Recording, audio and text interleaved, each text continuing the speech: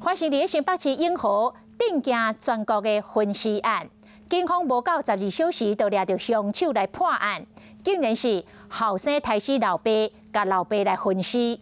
这个姓胡54岁男子，当期看到老爸甲失智的老母亲来家暴，对这个老爸早就真不满咯。到最近，这个老爸又搁对老母亲来动手，伊忍袂调咯，规个爆发。趁老爸在困的时阵，用枕头甲挟死，陪伴这个尸体曝光了后，用大型的米钢刀甲锯仔来甲分尸，甲这个尸体摕去徛家附近的排水沟弹掉。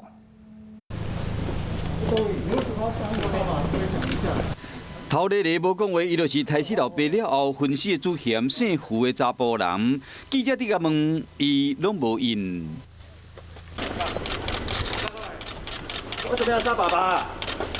11月28日，因为嫌犯的老爸长期以来对于失智的老母一直大细声，已经挡袂牢。当年老爸伫困的时，甲杀害，佮将遗体搬到老爸顶的仓库。一直到12月7日。这个遗体开始有臭味时，嫌犯才将这个遗体分尸，伫伫塑胶箱仔甲行李箱内切一透早2点，监视器有翕到伊骑车出门，去因兜附近的下药沟弹掉。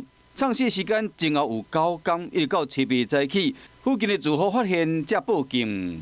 专案小组之后过滤案发现场上百支监视影像并动员上百名的警力，在案发现场逐步的搜索。那经调阅监视影像发现腐性嫌犯设有重嫌。嫌犯分尸了，切实将包括尸体以及大型米钢刀、锯仔拢弹入下药沟，这个塑胶箱是弹伫路边。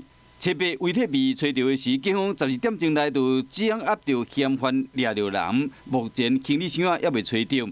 警方呢押回嫌犯了后，一开始伊还阁无啥物配合。目前要伫进一步了解详细案情嘛，继续伫案发的现场伫找，望讲会使赶紧找到犯案的机师，甲遗体其他部位，好这件杀老爸案件早一天破案。